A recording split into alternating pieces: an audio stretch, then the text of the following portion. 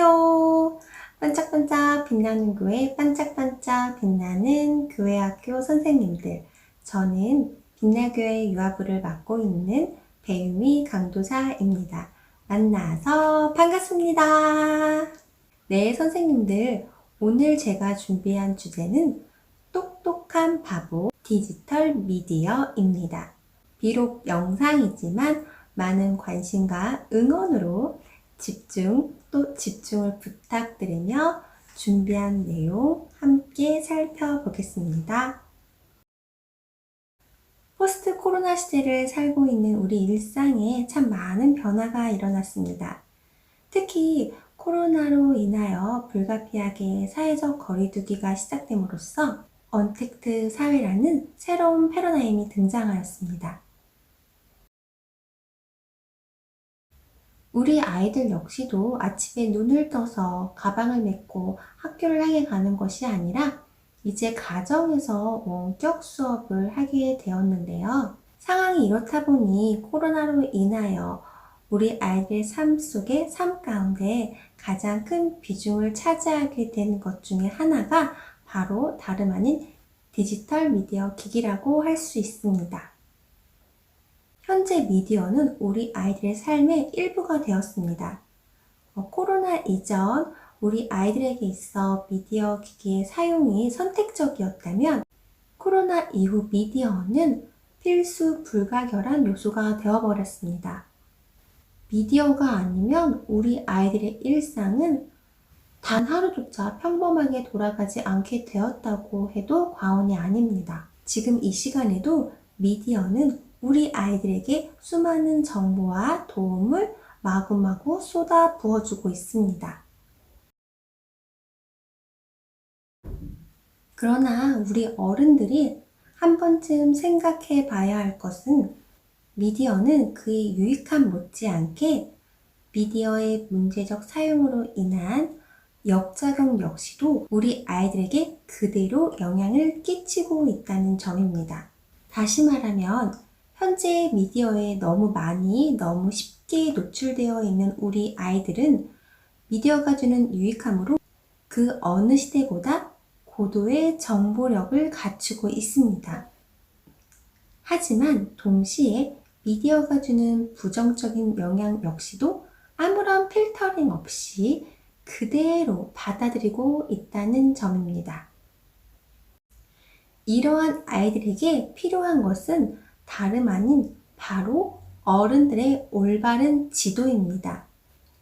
아직은 선택과 판단에 있어서 미성숙한 우리 아이들에게 어른들의 올바른 지도는 반드시 필요합니다.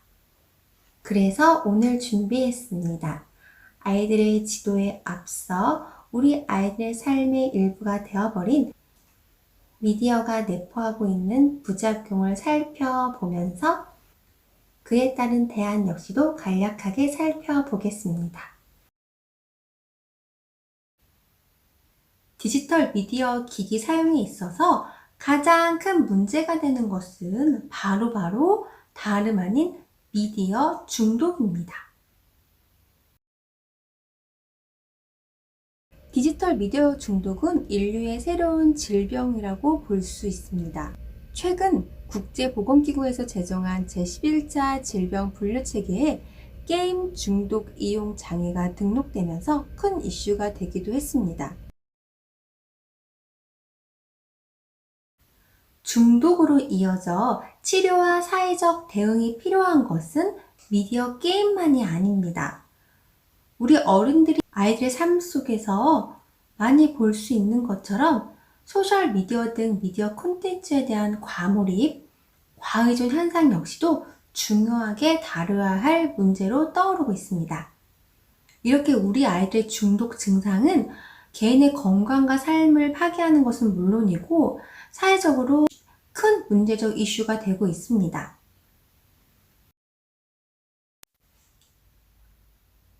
미디어 중독의 원인은 다름 아닌 과한 미디어 사용 시간입니다. 대한민국 할리몬이 전국 만 15세에서 18세 청소년을 대상으로 온라인 수업 전환 후 학생들의 미디어 사용 실태를 조사하였다고 합니다. 그 결과를 살펴보면 전체 청소년의 65.5%가 온라인 수업 전환으로 인터넷 미디어 사용이 늘었다고 답했으며 특히 스마트폰 사용과 동영상 시청이 크게 증가한 것으로 확인되었습니다. 기존의 평균 스마트폰 사용 시간이 2시간에서 3시간 미만이었다면 온라인 수업 전환 후 3시간에서 4시간 미만으로 평균 1시간 정도 늘었고 동영상 시청 역시도 평균 1시간 이상에서 2시간 미만에서 2시간 이상 3시간 미만으로 나타났다고 합니다. 이러한 환경이 우리 아이들에게 얼마나 심각한 부작용을 끼치는가에 대한 문제점은 이미 우리 어른들이 알고 있습니다. 하지만 현실적으로 우리 아이들에게 미디어가 주는 유익함과 정보력을 배제하며 살아가게 할 수는 없습니다. 그래서 우리 어른들이 더 많이 알고 더 많이 배워야 합니다. 그래야 유익함이든 부작용이든 알고 그에 따른 대응책을 마련하여 우리 아이들에게 그 해답을 던져줄 수 있기 때문입니다. 그럼 먼저 미디어가 주는 부작용에 대해 살펴보겠습니다. 참으로 아이러니하게도 우리 아이들의 뇌 속에 고도의 정보력을 가져다주는 미디어는 우리 아이들의 뇌 건강에 악영향을 미치고 있습니다. 우리 아이들을 다음과 같은 똑똑한 바보로 만들고 있습니다.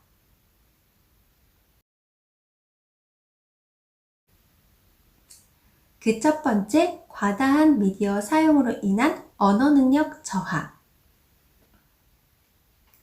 미국 국립보건원은 9세에서 10세 사이 아이의 뇌구조 정서 발달과 정신 건강에 관한 유년기 뇌 인지 발달 연구를 진행했다고 합니다. 하루 2시간 이상 스마트 기기를 사용한 아이는 사고나 언어 능력이 저하되었고 하루 7시간 사용한 아이는 되뇌피질 두께가 정상보다 줄었다고 합니다. 되뇌피질은 대뇌에서 가장 바깥에 위치한 신경세포의 집합으로 기억, 집중, 사고나 언어, 각성, 의식과 같은 기능을 관장하며 감각 기능과 운동 기능, 언어 이해 등의 고등 기능에 관여하는데 되뇌피질 두께가 얇아졌다는 것은 뇌가 일반적으로 늙어간다는 것을 의미한다고 합니다.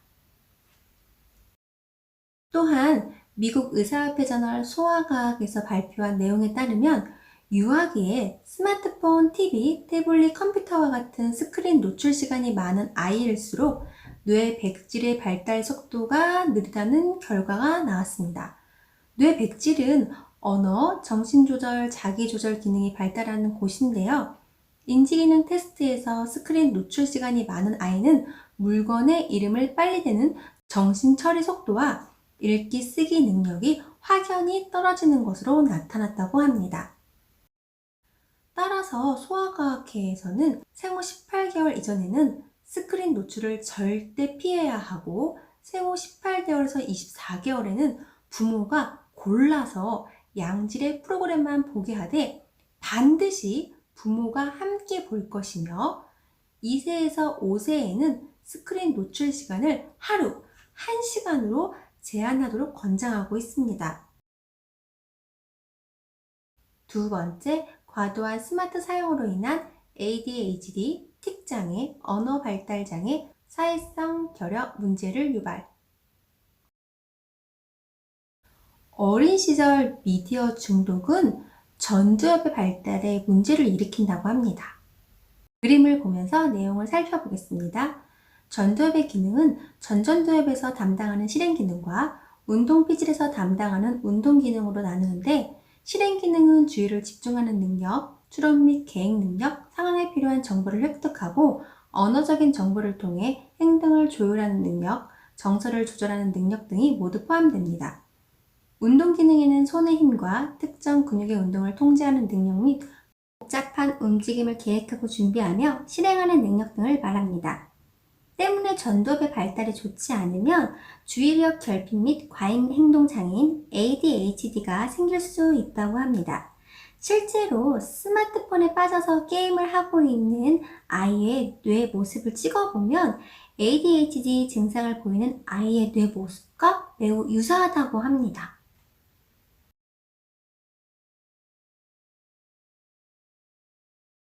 세 번째, 전두엽 미발달로 인한 이성적인 사고와 판단, 감정 조절 어려움.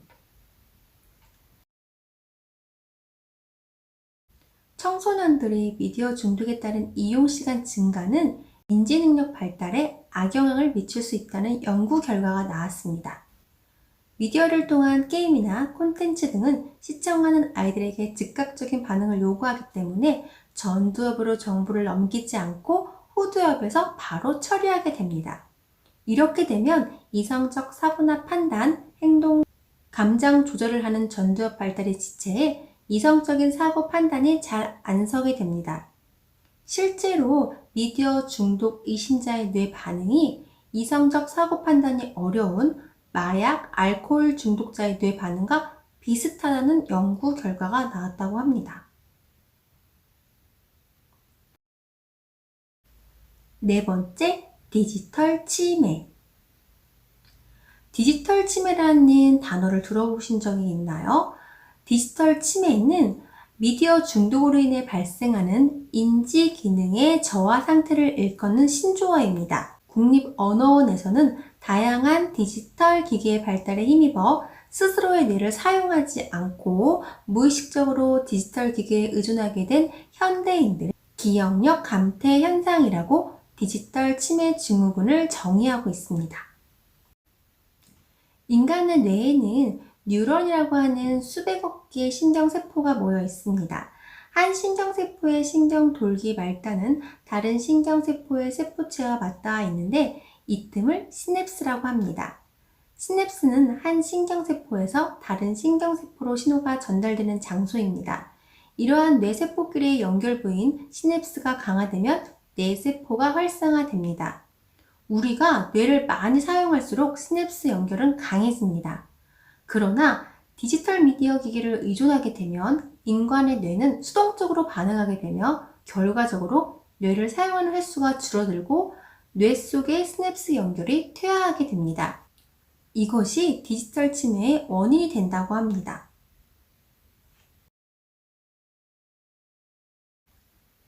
치매라는 단어가 우리 아이들에게는 어울리지 않을 수 있습니다.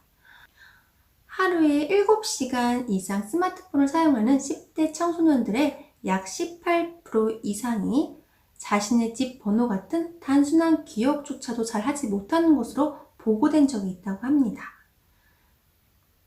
또한 디지털 기기를 과하게 많이 사용하는 젊은 층 10대에서 30대에서 특히 남성들에게서 디지털 치매 증후군을 보이는 사람들이 많다고 알려져 있습니다. 일상에서 흔히 볼 수 있는 디지털 치매의 증상을 몇 가지 살펴보면 다음과 같습니다. 친한 친구 혹은 가족처럼 평소 외우고 있는 전화번호가 몇 개 없다. 물건을 살 때 간단한 암산도 어려워한다. 노래를 부를 때 가사를 외우지 못해 화면을 봐야만 한다. 좀 전에 사거나 검색하려고 했던 단어가 잘 생각이 나지 않는다. 금방 소개받은 사람의 이름도 돌아서면 잊어버린다.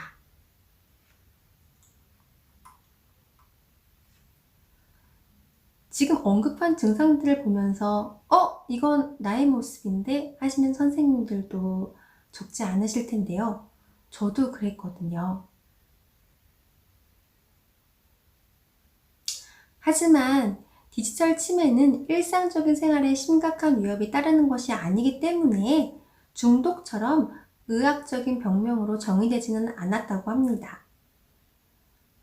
그럼에도 불구하고 안심하기 이른 건 이 또한 미디어 중독의 부작용으로 언급되고 있는 증상이니 우리 아이들을 위해서 그 내용을 알고 있을 필요는 있다고 생각합니다. 이 밖에도 미디어 중독에 따른 심각한 부작용은 너무나 많습니다. 통계에 따르면 코로나 장기화로 인하여 지속되고 있는 원격 수업이 키운 미디어 중독으로 인하여 스마트폰 중독, 사이버 폭력, 자살 생각 등 관련 부작용이 속출하고 있다고 합니다. 온라인 수업 전환 후 자살 생각을 경험한 청소년은 전체의 20%, 사이버 폭력을 경험한 청소년은 48%로 나타났다고 합니다. 이는 지난 2019년 실태조사 결과에 비해 크게 높아진 수치라고 합니다. 자, 지금까지 미디어 기기 사용에 따른 부작용에 대해 살펴보았는데요. 그 심각성을 좀 느끼셨나요? 문명의 이기는 이롭게 사용할 때만 이기다 라는 말처럼 미디어의 올바른 사용은 우리의 삶 속에 편리함과 유익함으로 다가오지만 잘못된 과한 사용은 유익함 그 이상의 심각한 부작용을 동반합니다. 우리 앞에 펼쳐진 현실이 이러하니 미디어 사용 부작용 문제에 대하여 아무런 대안 없이 그저 바라만 보고 있어서는 안 될 것 같습니다.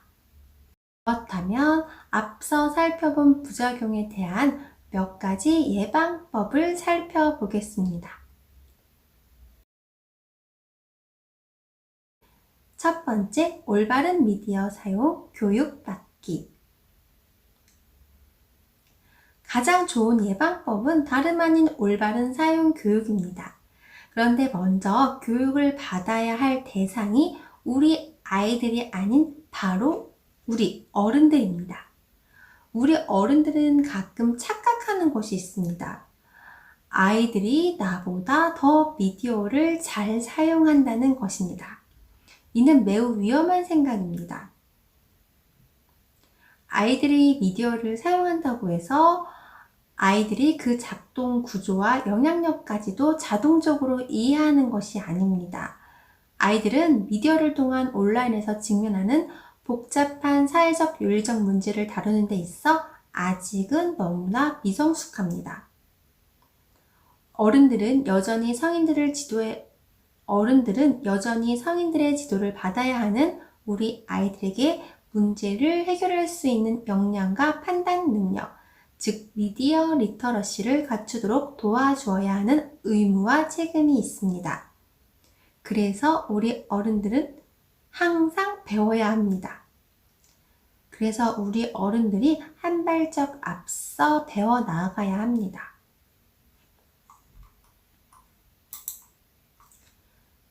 여기서 미디어 리터러시란 미디어를 통해 전달되는 메시지의 맥락을 읽어내고 더 나아가 메시지를 생산하는 능력을 의미합니다.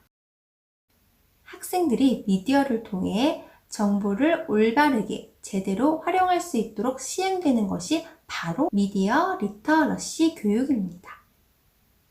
시간 관계상 리터러시 교육에 관하여는 길게 이야기를 나누지 못할 것 같고요.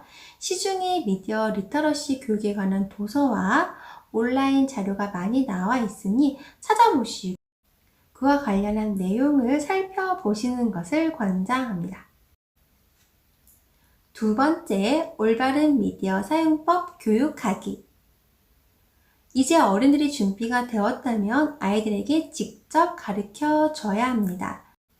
우리 아이들은 스스로 잘해요. 저보다 더 잘해요. 이런 생각이 아니라 아직은 판단의 기준이 흐릿한 우리 아이들에게 미디어의 전반적인 사용법에 대하여 어디까지가 옳고 그른지를 부모 혹은 지도하는 어른이 직접 분명하게 가르쳐 줄 필요가 있습니다. 세 번째, 미디어 이용 시간을 적절히 규제해야 합니다. 이는 너무나 중요합니다. 미디어 부작용의 근본적인 원인을 과한 사용 시간으로 봐도 과언이 아닙니다. 원격 수업이 일상이 되기 전에는 어른들이 어느 정도 미디어 사용 시간을 통제했지만 이제는 아이들이 수업을 들어야 하기에 어디서 어디까지 통제를 해야 하는지 너무 애매하게 되어버렸습니다. 그래도 반드시 해야 합니다. 아직은 통제 능력이 미성숙한 우리 아이들에게 미디어 사용 시간을 조절할 수 있는 습관을 어려서부터 반드시 길러줘야 할 필요가 있습니다. 네 번째, 미디어 기기 구입과 관리에 대한 영향력을 확대해야 합니다. 우리 아이들이 어떠한 미디어 기기를 구입했으며 어떠한 용도로 그것을 사용하고 있는지 반드시 부모님들이, 선생님들이 알고 계셔야 합니다. 어른들의 역할이 좋은 미디어 기기를 소개시켜주고 그 미디어 기기를 선물해 주는 것으로 끝이 나선 안 됩니다. 반드시 그 미디어 기기의 관리와 주도권 역시도 부모에게, 그리고 지도하고 계시는 어른들에게 있음을 아이들에게 분명히 인식시켜 줘야 합니다. 5번째, 우리 아이가 미디어를 과하게 사용하고 있다면 그 행동의 근본적인 원인을 찾고 해결을 해야 합니다. 우리 아이들에게 단순히 스마트폰이나 PC를 과도하게 사용하지 말라는 지침만으로는 진정한 예방이 될 수 없습니다. 미디어에 관해 함께 배워가는 것이 우리의 역할임을, 우리 어른들의 역할임을 잊지 말아야 합니다. 6번째, 뇌를 자극하는 시간 만들어주기. 우리 아이들의 뇌를 자극함으로 미디어 기기에 수동적으로 끌려가는 뇌가 아닌 뇌 스스로 주도적으로 생각하는 능력을 키울 수 있는 시간을 줘야 합니다. 예를 들면 평소에 일기를 쓰거나 가족 혹은 친한 친구 전화번호 정도는 외우게 하며 채팅보다는 대화를 통하여 관계를 형성해 나아가도록 해야 합니다. 다시 말하면 손으로 쓰고 입으로 외우고 생각하는 습관을 길러줘야 합니다. 오늘 준비한 내용은 여기까지입니다. 사실 앞부분에서 살펴본 부작용에 비하면 그에 따른 예방법은 그다지 어렵지 않습니다. 우리 어른들이 조금만 관심을 가지고 노력하면 되는 예방법들입니다. 부정적인 영향들 때문에 아이들에게 미디어의 사용을 전면적으로 금지시킬 수는 없습니다. 또한 21세기 정보화 시대를 살아가는 우리 아이들에게 미디어 사용을 금지시킴으로써 우리 아이들을 시대에 뒤떨어진 문명의 원주민으로 만들어서는 더더욱 안 되는 일입니다. 그래서 미디어 사용은 반드시 올바른 교육과 동반되어야 합니다.